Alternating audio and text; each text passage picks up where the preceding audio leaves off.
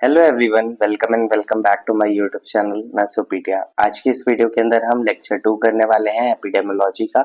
अगर आपने लेक्चर 1 नहीं देखा है तो देख लेना, तो इससे आगे आपको और अच्छे से समझ में आएगा। इस वीडियो के अंदर हम बेसिक टूल्स ऑफ मेजरमेंट पढ़ेंगे, यानी कि जो रेट, रेशियो और प्रोपोर्शन होता है वो समझेंगे। मॉर्टेलिटी और मॉर्बिडिटी क्या होती है, मॉर्टेलिटी और मॉर्बिडिटी रेट कैसे निकाला जाता है और यूजेस क्या होते हैं एपिडेमियोलॉजी के, इस वीडियो के अंदर इतना हम पढ़ेंगे। तो tools of measurement, tool epidemiologist होते हैं वो डिजीज के मैग्नीट्यूड को, यानी कि वो कितनी फैल रही है, किस किस लोगों में फैल रही है, उसको रेट, रेशियो और प्रोपोर्शन से हम उसे डिटरमाइन करते हैं। तो रेट क्या होता है?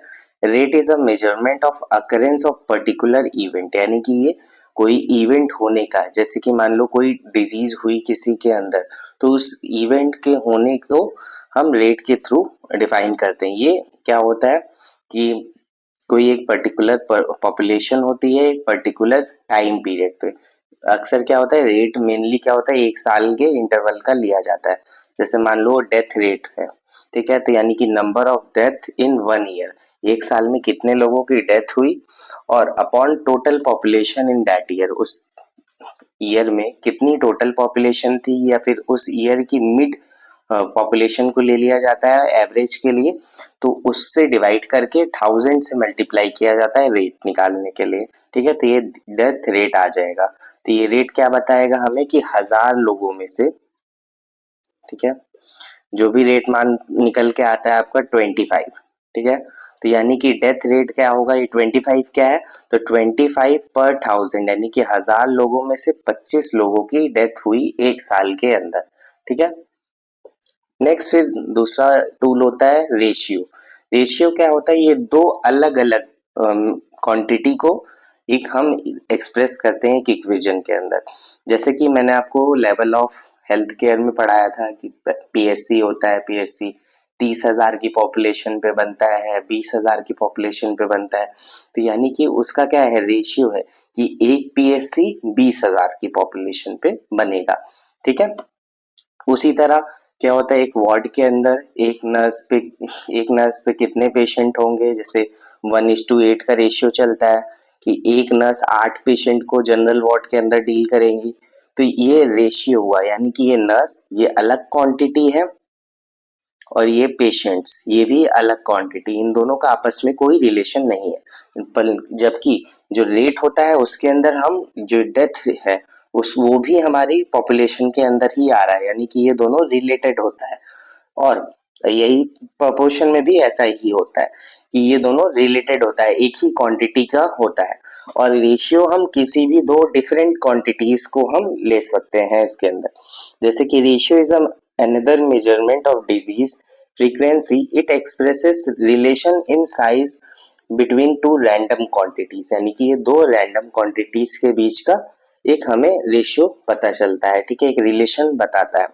जैसे कि देखो, न्यूमरेटर क्या होता है, ऊपर वाला जो टर्म होता है उसे न्यूमरेटर बोलते हैं और नीचे वाले को डिनोमिनेटर बोलते हैं। तो न्यूमरेटर डिनोमिनेटर का पार्ट नहीं होता है यहाँ पे, ठीक है। और रेट और प्रोपोर्शन में न्यूमरेटर भी हमारा पार्ट होता है डिनोमिनेटर का। जैसे कि बता दिया मैंने, डॉक्टर और पॉपुलेशन का रेशियो, नर्स और पेशेंट का रेशियो, या फिर डब्ल्यूबीसी और आरबीसी का भी आप रेशियो ले सकते हो। ये दोनों अलग अलग क्वांटिटी होंगी। सिंपली इनको बस डिवाइड कर देना है, ऐसे लिख देना है x अपॉन वाई। जैसे कि ये रेशियो हो गया 1/8, ऐसे करके आप लिख सकते हो। और अगर लिख रहे हो तो रेशियो ऐसे लिखते हैं 1:8। नेक्स्ट फिर प्रोपोर्शन। प्रोपोर्शन क्या होता है, प्रोपोर्शन के अंदर हम एक तरह से आप इसे कहते हो परसेंटेज, आपने निकालना सीखा होगा, परसेंटेज को ही प्रोपोर्शन बोलते हैं, ठीक है। जब बात आती है पॉपुलेशन की, कोई डिजीज से अगर कोई मान लो, जैसे आपको कहा जाता है कि आपको एक परसेंटेज निकालना है कि इतने लोगों में, यानी कि परसेंटेज हमेशा 100 लोग से ही निकाला जाता है, ठीक है। तो 100 लोगों में से कितने लोगों को डायबिटीज है, मान के चलो आपके पास आता है डेटा 25%, ठीक है, 25% लोगों को डायबिटीज है, यानी कि 100 में से 25 लोगों को डायबिटीज हुआ है। ये होता है प्रपोर्शन, या फिर परसेंटेज भी आप इसे समझ सकते हो। Proportion is the ratio which includes the relation in magnitude of a part of the whole। यानी कि इसमें क्या होता है, जो न्यूमरेटर होता है वो डिनोमिनेटर का पार्ट होता है। यानी न्यूमरेटर, जैसे कि मान लो आप पॉपुलेशन ले रहे हो, तो पॉपुलेशन में कितने लोगों को, मान लो आप एक जगह पे रहते हो जहाँ पे 10 लोग रह रहे हैं, ठीक है, 10 में से 2 लोगों को डायबिटीज है, ठीक, और बाकी 8 लोगों को नहीं है। लेकिन जब आप टोटल पॉपुलेशन लिखोगे तो टोटल तो आप 10 लोग ही लिखोगे ना, और न्यूमरेटर के अंदर जितने को डायबिटीज है उतना लिखोगे, यानी 2 लोग हैं। तो ये ऐसे करके निकल के आएगा आपका परसेंटेज या फिर प्रपोर्शन, और इसे मल्टीप्लाई कर देंगे 100 से। ये रहा फॉर्मूला आपका, यानी कि proportion is equals to population with certain disease. यहाँ पे हम डायबिटीज की बात कर रहे थे, तो जिन पॉपुलेशन को क्या है, डायबिटीज है, अपॉन टोटल पॉपुलेशन इनटू 100, ऐसे करके प्रपोर्शन निकल के आएगा। नेक्स्ट फिर मॉर्टेलिटी। मॉर्टेलिटी क्या होता है, और दो टर्म्स होते हैं, एक मॉर्टेलिटी और दूसरा होता है मॉर्बिडिटी, ठीक है, ये रहा मॉर्बिडिटी। इन दोनों के बीच में डिफरेंस बहुत ज्यादा क्लियर होना चाहिए आपका।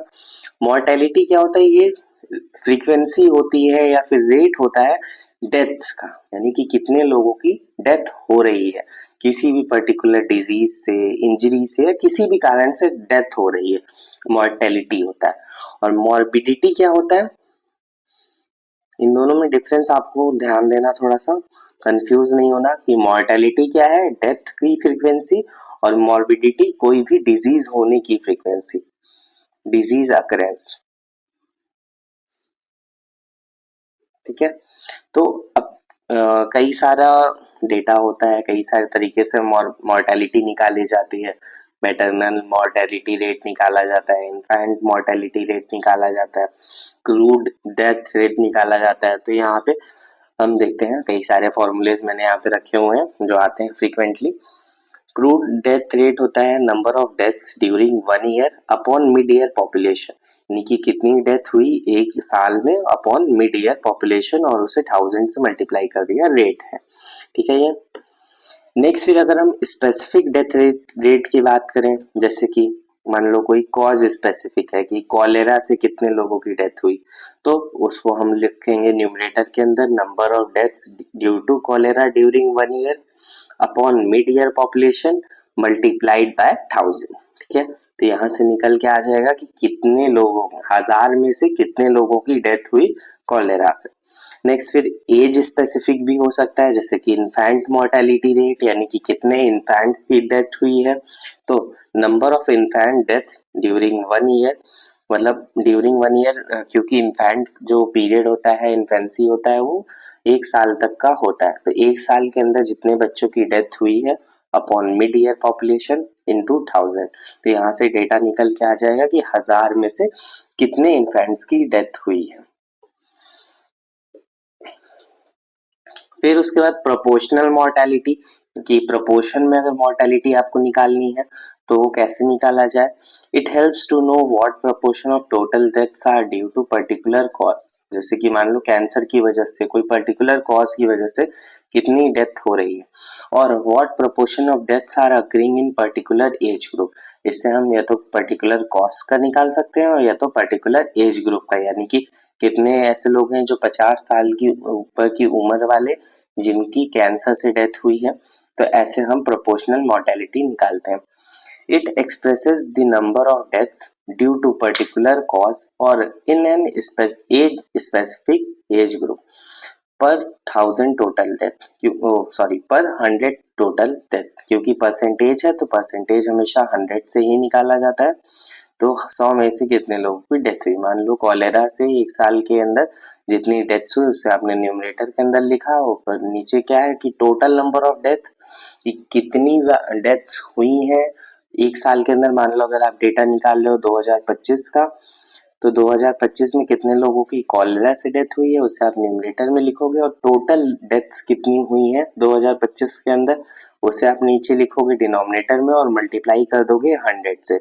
तो आपके पास एक डेटा आ जाएगा कि मान लो यहाँ से निकल के आता है 10% आता है, तो 10% का क्या मतलब होता है कि 10 डेथ हो रही है कॉलेरा से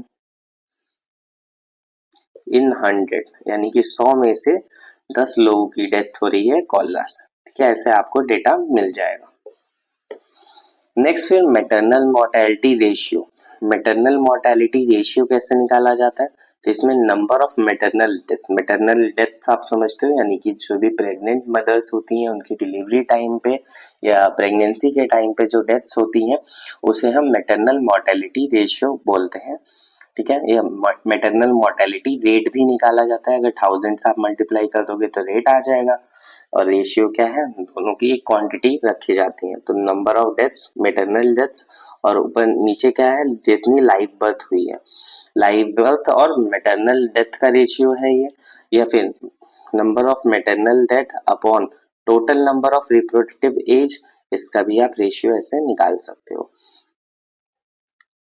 वो आपको लिखना होता है कि आपने किस टर्म्स में रेशियो निकाला है, किन किन क्वांटिटीज का निकाला है। तो यहाँ पे हमने मैटरनल डेथ का रेशियो निकाला है ऑन लाइव बर्थ, ठीक है, और यहाँ पे हमने total number of reproductive age group का निकालना है। तो आपको वहाँ पे लिखना होता है कि किस क्वांटिटी का रेशियो है। Measurement of morbidity. मॉर्बिडिटी का मेजरमेंट कैसे किया जाता है? मॉर्बिडिटी मैंने बता दी कि कोई भी डिजीज हुई, यानी कि कोई भी अनहेल्दी पर्सन है पॉपुलेशन के अंदर, तो उसे हम मॉर्बिड बोलेंगे। Morbidity means the state of being diseased or unhealthy within a population. It refers to any illness, disability or departure from physical and mental well-being. यानी कि कोई भी illness हो जाना, कोई भी disability होना, या फिर जो physical और mental well-being है उससे अलग हो जाना, ठीक है, तो वो हम morbidity बोलेंगे। मॉर्बिडिटी दो तरह से निकाली जा सकती है, पहला तो होता है इंसिडेंस रेट और दूसरा होता है प्रिवेलेंस रेट। इंसिडेंस रेट यानी कि कितने नए केसेस आ रहे हैं डिजीज के, ठीक है, मान लो आपने एक मंथ के अंदर देखा कि मलेरिया के इतने केसेस आए, तो वो क्या हुआ, इंसिडेंस रेट हुआ। फिर आप जब नेक्स्ट मंथ में देखोगे तो पिछले मंथ के जो ओल्ड केस चल रहे थे प्लस उस मंथ में भी कुछ नए केसेस आएंगे, तो जब उन दोनों को मिला दिया जाता है तो उसे हम प्रीवेलेंस रेट बोलते हैं, यानी कि कोई पर्टिकुलर डिजीज से कितने लोग उससे ग्रसित हैं, पुराने भी और नए भी, तो उसे हम बोलते हैं प्रीवेलेंस रेट। तो वही इंसिडेंस रेट और प्रीवेलेंस रेट निकालने के फॉर्मूलाज होते हैं कि number of new cases of disease in a particular time period, particular time period के अंदर जितने नए केसेस आए हैं upon total population at risk during the same time period multiplied by 1000, क्योंकि रेट निकाल रहे हैं हम। और प्रीवेलेंस रेट क्या होगा, number of old and new cases of disease in particular time period total population at risk during same time period multiply by 1000, ये प्रीवेलेंस rate होता है। तो आई होप कितना आपको रेट, रेशियो और प्रोपोर्शन समझ में आया होगा। अब हम देखते हैं यूजेस ऑफ एपिडेमियोलॉजी।